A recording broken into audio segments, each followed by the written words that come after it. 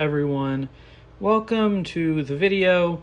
Today I'm going to be showing you how to make proper toast, because when I see people make it, they just throw it in the toaster and then it pops out, and apparently that's supposed to be pretty good, but that's really the wrong way to do it. So today I'm going to show you the proper way.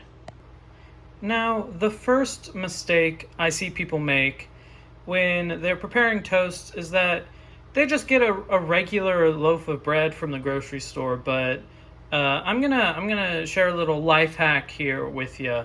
The best toast comes from hamburger buns. All right, so we got our hamburger buns here.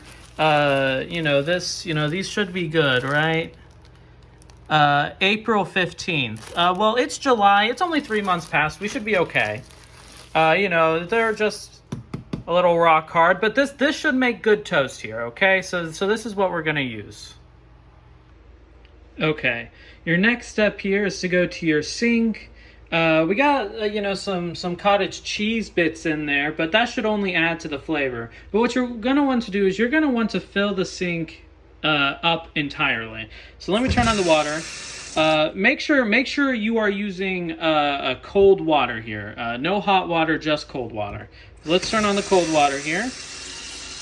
We're going to let this run. I'm going to cut until it's completely full.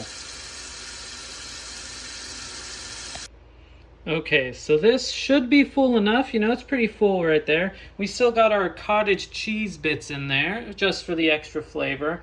And talking about flavor, what we're first going to do is we need to season here. So I got some salt and pepper here. So let's start with the salt. We just want to throw that in here. We don't want to... it wants to just float there. That's fine. That should season it. And then we got our pepper here. We're just going to throw that in there. All right. And then the next steps, now that this is seasoned, we're just going to throw the bread into there. Just like that, okay? And then stir it around. Use your hands. Don't use anything else. We want to stir everything in, okay? And then the last step here, all right? So I got this phone here. You're always going to want to do this, and don't forget this step. Throw your phone in there, all right? And that should give it all the flavoring that it needs, all right? So the toast is looking pretty good here. So there we go. Let's move on to the next step.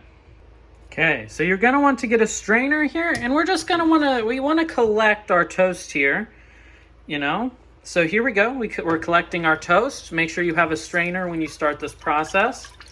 Okay, so we strained our toast, and let's go over to our next step.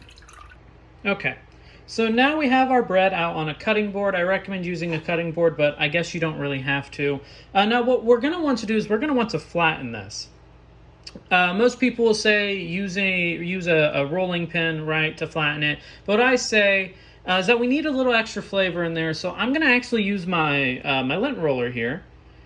So yeah, go ahead, just start rolling this. There we go. This is what good toast looks like, okay? So let's flatten it here. Get it all into one blob if you can. All right.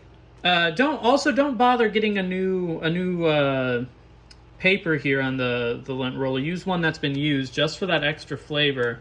So look how good that looks. Oh yeah. Okay, so we got it flattened. It's pretty much together now.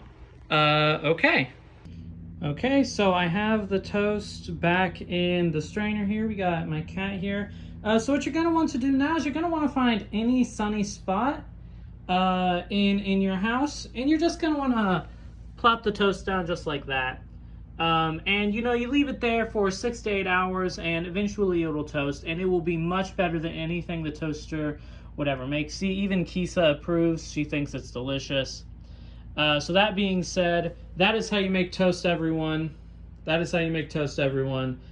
So make sure you follow this step by step, and you will have great toast every single time.